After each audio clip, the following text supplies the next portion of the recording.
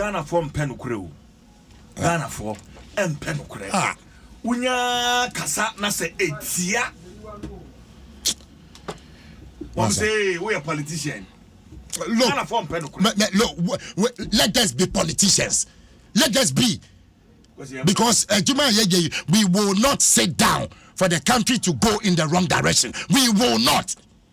We MPP here, it's about time you reason as a Ghanaian. Reason, think. And one casament now in stomach direction say, oh, party na wa buy monte, you pride yourself be peja wa beti. Yeah, buying wasu. Wa buying wasu so what? Wa buying wasu nti Ghana nse. Yeah, buying wasu. Yeah, buo mino. And I'm buo mino in what direction? Abrapoko to asoma me please. Asempa me de bi ka ho na mo ba be yiwa no amato aso. Wo share the obokrata ya eketami anopa ya daily guide ebo amane 11.751 billion Ghana cedis. Eni sika kwa de breso. Efito benebo sume wa fimpim ye no ne aduno. E de kosi eye June. Bosome no emfimpim ye no ne aduno mienu mu no sika wamo chese aban no ebulo ye 11.751 billion na asempa za wokin kind of obokrata yi. Na wo hwe sika pa aban yi sakan ye covid abreso a na obebisa won senti den ya kwa san babesi class 1 na ene wo bisi code ya kwa investment ya kwa top bond sika ne ho kwakire no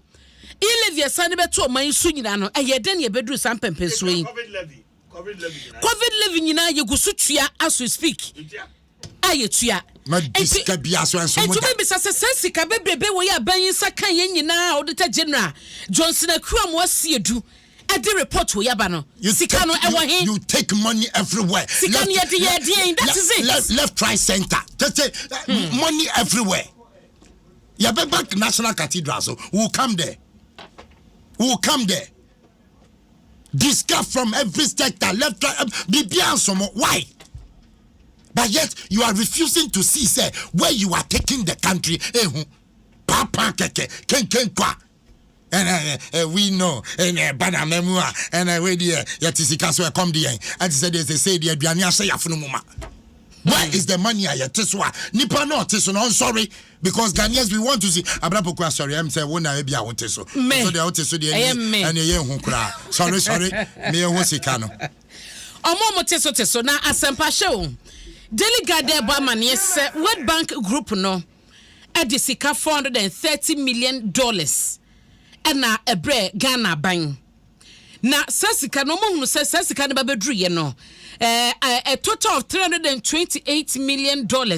out of sasika we no wamu de bi kwama Ministry of Health no ana eba no apomodin toto ya wodo ni nyina no a ne wo so mo ye enti fiti sabre no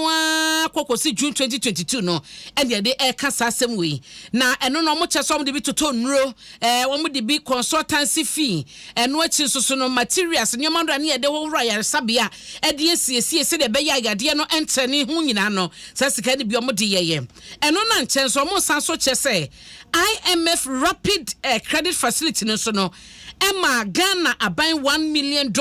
and also no ebedru ye April 22nd 2020 and also ho asem e wo ha na eno dan chen so a won sesa sika we krampo bedru ye no wo mu di be ekwahye mu district assembly common fund no bi no mo di ye 4th quarter allocation no na ko wo 2nd quarter allocation no bi na kwaye leap program no so 1st quarter allocation free senior high school program no 2nd semester 2019-2020 academic year e bi ko ho enso na wonum ni free ni kan na da mu free no so no sa sika ni bi ko mu na Bank of Ghana enso so COVID-19 bonds na wo eka ho asem no wo mo no 10 million Ghana cedis and it's a transfer in September 2020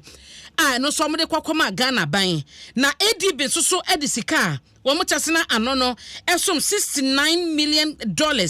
and no so wo mo ekeka bo mo ede ba ye na wo kika sasika we nyina bo mo enye sika ketwa auditor general ebo mo amane ene enchemo ahodu a wo so hunu nyina no e wo ha sei megidi se na fa be wo so no ye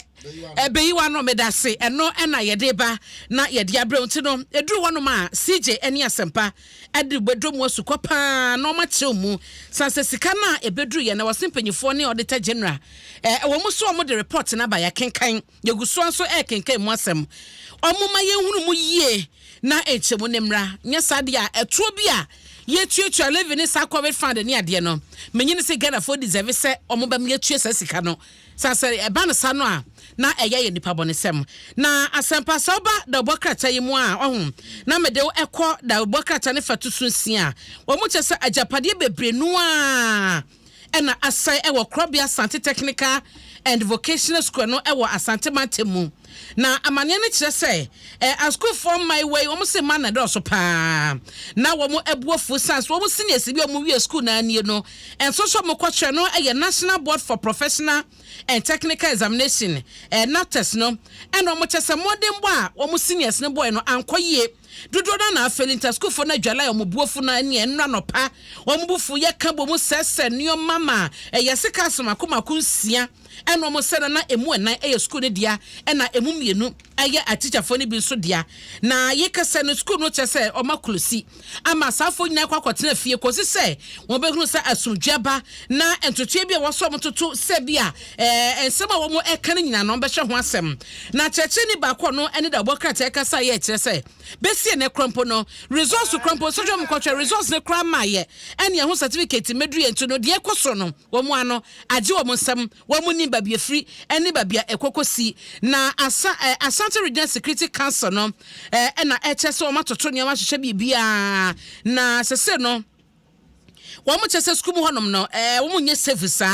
na wo mo gusu eye hwehwemu nto ma kulisi school no kosi se wo mo abegunu se o mo ye safe na ajapade ne ade nso asese ne nyina no wo ma hye eho ensen kaye anse no mo bebie school no ama wo mo aba wo ma bie ama mo abo eno so eho asem eda ha se ya da bokrata delegate ede nchimu na ba na mede obekọ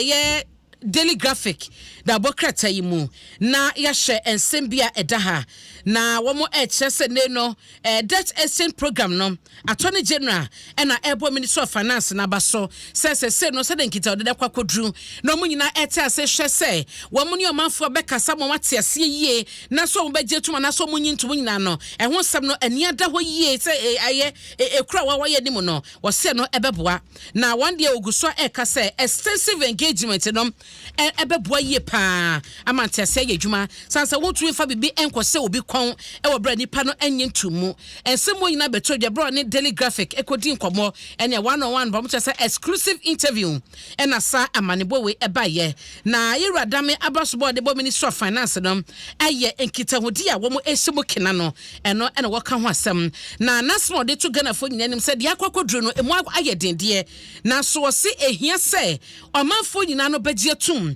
na wo ma hwa so mo so fam de kakrom betum de so aban na se no wo mo beye na ama aban no ahoto kakra enye sababia eniema ekeka kono ene se de sikasam no enenam no ebetum de ohaw aba nti omanfo nyina no enye ntum na omo so aban na sene kwan paso na ehyehyeye we nyina no enye adwuma wo hye katafa etoso dunsia ewo daily graphic mu so a panyi baako lepora ye Alhaji Jawula ye wono anya ne ba bi kono ono so eho asam ho ase US no na busua ewo wonya finhia no aduoso miensa 73 years awade ato nananam ewon siedo na se wo sha panyin yi ono so wabobra pa aye ne fam de e ama oman Ghana mo so ye Ghana statesman ba koleporo Alhaji Mohammed Enurudin Jawula na ye over the weekend mu na beto dwase papa no wa free mo so asom oman Ghana ne namu abe chief director krompo edema ye civil service onom no eno so edan chen so ana wo hye ne dwumadi a Ghana football no wadi dwumason ewo mu na ose ne wo bia be kai no agiefe na oye chairman edema GFA 1990s mu honom edeba ya ba be executive committee member edema Confederation of African Football CAF no wa be committee member executive committee member wom na ansa krompo se ne dwumade nyina no ebe na wie ye no na oye chairman edema Professional League Board esanso be member edema CAF Interclub Competition Committee no na wo hwema eba no agodie mu nsam a wadi mu akotene pa Sasa Retamala United wa mo chese ebe jane na so ne ho nsɛm nyina papa yi na wodi mu akotene no traditional club the northern region na ɛno so akyi no wɔn ɛkyɛ sɛ wɔn esi no sɛ wɔ hene ɛwɔ lepo kpɛn bi no ɛyɛ wɔn kyɛ sɛ Kujoloti gate ɛwɔ northern region ɛhɔ ɛna wodi ne dwuma a wɔbɛwura amanyɔsɛm 2008 ɛde bɛsi 2021 a ɔfile kora so bɛ contest ɛsɛ council state member ɛwɔ the Savannah region ɛwɔ MPP mu na wɔyɛ obi a ba na kabosuma na wodi mu akɔtene ɛnoa ne suma wonim dada nyina kɔ USA nyina no ɛnoa ɛne suma wonim nti ɔno so ɛdeɛ da ha se yɛsɛ so ba deɛ ɛmfa Alhaji Jawula ne kra ɛnsie yie na yɛma abusua ɛne MPP amanyɔkɔ ne nyina no yɛmɔ mu nyina yakɔ hyɛden kɛseɛ pa so ɛne yɛde ma wɔm right abna bokra we ne yɛde bɛsi hɔ na afɛ yɛ asɔre so medase asempa deɛ wo hɔ no no